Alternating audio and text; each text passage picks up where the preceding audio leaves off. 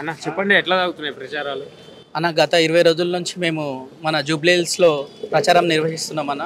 ప్రతి door door, ప్రతి shutter ప్రతి ఇంటికి, ప్రతి గల్లీకి తిరగడం జరిగింది. ఎవరి దగ్గరికి వెళ్ళి చెప్పినా కూడా 100% బీఆర్ఎస్ పార్టీకే ఓటేస్తామని వాళ్ళు 100% మాకన్నా ముందే వాళ్ళే చెప్తున్నారు. వాళ్ళ దగ్గరికి వెళ్ళగానే మా పక్క బీఆర్ఎస్ పార్టీకే మా గుర్తు అని చెప్పేసి ప్రతి అవ్వ కానీ, ప్రతి అయ్య కానీ, ప్రతి ఒక్కరు ఈవెన్ ఎడ్యుకేటెడ్ జాబ్లు, ఐటీ జాబులు చేసుకునే వాళ్ళు కూడా అదే చెప్తున్నారు. రోజు వాళ్ళు హైటెక్ సిటీ వెళ్తుంటే వాళ్ళు ఎట్లా ఏం చెప్తారు అంటే, ఒకప్పుడు అర్ధ గంటలో పోయేది ఇక్కడ నుంచి హైటెక్ సిటీ జాబ్ చేసుకోవడానికి ఈరోజు గంటన్నర పడుతుందన్న. గవర్నమెంట్ మొత్తం ఫెయిల్ అయిపోయింది. ఎక్కడ ట్రాఫిక్ని కంట్రోల్ చేసే పరిస్థితి లేదు. కొత్త రోడ్లు లేవు. కనీసం ఉన్న రోడ్లకు గుంతలకు ప్యాచ్ వర్క్లు అనే చేసే పరిస్థితి లేదన్న ఈ గవర్నమెంట్లో. 100% మేము బీఆర్ఎస్ పార్టీకే ఓటేస్తామన్నా. మేము గతంలో చూసినాం 10 ఏళ్లలో హైటెక్ సిటీ ఎంత డెవలప్ అయిందో వాళ్ళ కళ్ళారా మేము అనుభవించినాం కాబట్టి 100% మేము బీఆర్ఎస్ పార్టీకే ఓటేస్తామని చెప్పడం జరిగింది. ఇట్లా మరి 6 గ్యారెంటీలు అమలు చేస్తున్నామని చెప్తుంది కదా కాంగ్రెస్ పార్టీ. ఏడ చేసిరా 421 హామీలు చేసిరు. ఏ ఒక్క హామీ నెరవేర్చలేదు. ఓ బస్సు ఒక్కటి ఫ్రీ ఇచ్చినట్టు ఇచ్చి ఏం చేసిరు, మళ్ళీ భర్తలకు రేట్ డబల్ చేసిరు, పిల్లలకు రేట్ డబల్ చేసిరు, మహిళలకు బస్సు ఇచ్చి మీరు తనుకో అని చెప్పారు తప్పితే ఏం చేయలేదన్న. స్కూటీ ఇస్తానన్నారు ఇచ్చిరా, తులం బంగారం ఇస్తానన్నారు ఇచ్చిరా, రైతు కూలీలకు 12,000 ఇస్తానన్నారు ఇచ్చిరా, ఏది ఇవ్వలేదన్న.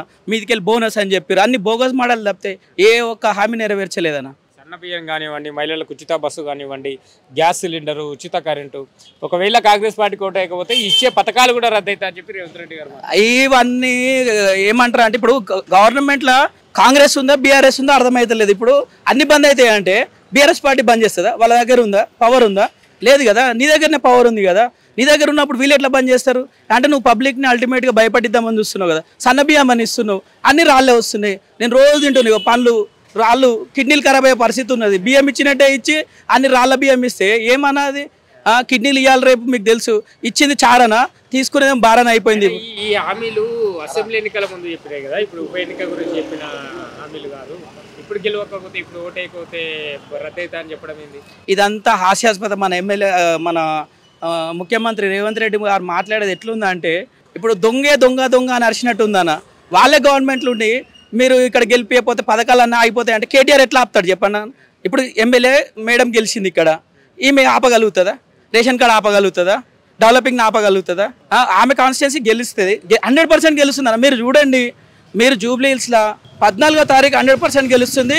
నేను 10 తారీఖు నుంచే ఇక్కడనే ఉంటా.